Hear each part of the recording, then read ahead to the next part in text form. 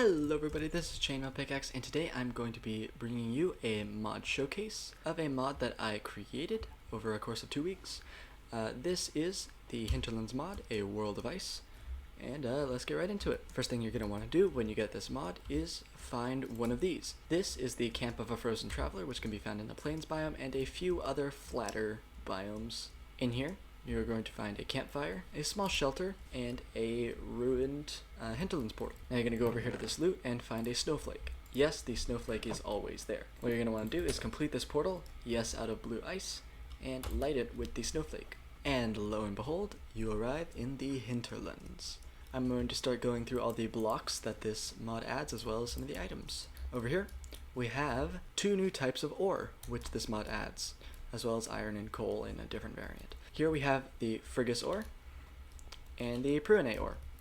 Frigus is ingot based and is slightly better than iron, as well as looking pretty cool with its light blue. Pruine is slightly better than diamond in most ways, and is my favorite armor that I've ever seen because it's purple and it's beautiful. Now, these ores, as you can tell by the texture, are not found in traditional stone. They are found in this block, Hinterland Ice, which is the replacement for stone in this dimension. As you can see, all the caves are made out of them. Hey look, coal ore. Nice. And they work basically how you'd expect. Pruine just straight up gives you the gem, and Frigus you need to smelt for the ingot. This Hinterland Ice can be made into stairs and slabs, as well as walls and pillars. However, you can't just mine it and start crafting.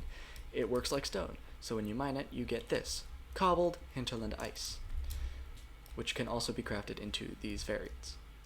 You can also, using either a stone cutter or traditional crafting recipes, can make it into Hinterland Ice bricks, which have, of course, all of the variants. Moving onward, we have the items that this mod adds. We have 3 new plants, winter grass, which basically is regular grass that is always colored the same color. We also have heather and pansies, colder dwelling plants, but they can also be found in warmer biomes in the overworld. You might have seen that in the intro. Here we have the Staff of the Iceborn, which we will talk about later. We also have 3 new food types. A snow cone, which is crafted with paper and a snowball. A yellow snow cone, which is crafted with a yellow snowball and a piece of paper. And a berry snow cone, which you can either craft with a snow cone and a berry, or a berry, snowball, and paper. The regular snow cone does not heal very much, the berry heals slightly more, and the yellow is poisonous. The yellow is crafted with this yellow snowball, which you can find in yellow snow, which can be found anywhere where there is ice or snow. The yellow snowball is poisonous, which makes sense. You never eat or throw the yellow snow. Down here you can see what the Frigus and Pruine gems and ingot look like. They look pretty good if I do say so myself. You can make any of the tools out of them, just like that.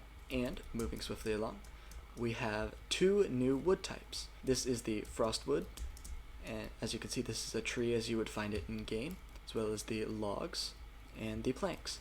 A special thing about this wood is that, like ice, it is somewhat slippery. It's also a very nice shade of blue, if I do say so myself.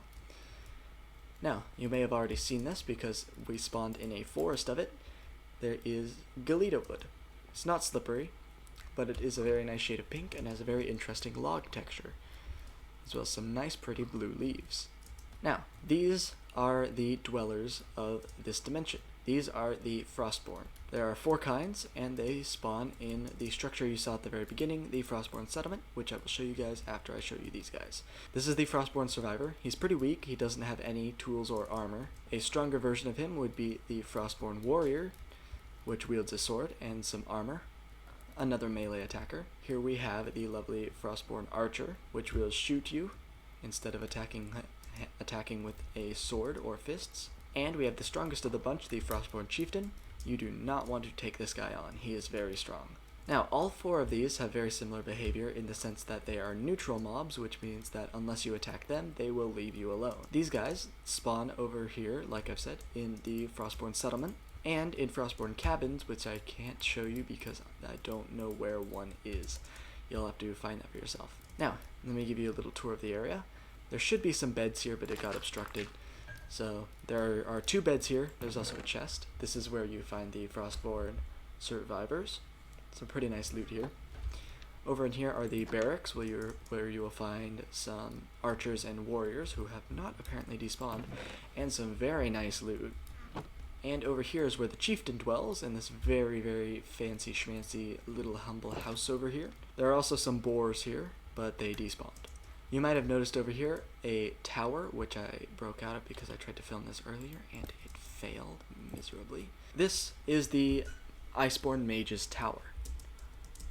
Over here you will find a Staff of the Iceborne, because this is where you find it, and a very long staircase upward. Now that we're up here, you can see that the mages despawned, but there are always going to be 3 of them, there are always going to be 3 of them. There you go, saved you, buddy. This is a very nice place to be, because despite these pretty difficult enemies, there is some pretty sweet loot, if I do say so myself. These guys drop their staffs, you know, like you'd expect. And what's more, in these brewing stands you can find a new type of potion, which is chilling. As you can see, you get the chilled effect, which gives you these 3 effects consistently as long as the potion is active, which basically means you are stuck unless you jump, which is really weird that that's a thing. You cannot hit anything, and you have resistance 3, so it's a bit of a trade-off. Alright, a few things I should mention. These here, as you have seen all throughout the video, are boars. They are like pigs, but they are neutral, like the Frostborn. They will only attack you if you attack them. They can be found just about anywhere, and when killed they drop pork. So you can have a very nice food source at your disposal. Over here are the ice pillars, which are like Hinterland ice pillars, but made of ice, and you of course can craft them with the traditional recipe. You might be thinking, well, what about nighttime? Isn't there any danger? Well, yes, you will find these guys everywhere in the night. They attack anything and everything, even their own kind. The ice skitterers will be a pretty nasty foe in large numbers, but of course they are not a very good team. Something worth mentioning is that the snowflake cannot be found anywhere except generated in structures. You cannot craft it, nor find it in any other loot table. And with that, that's just about the mod.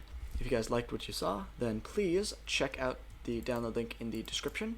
Also make sure to like and subscribe if you enjoyed this video. You might enjoy some of my others. And with that, I will see you guys in the next video. Goodbye.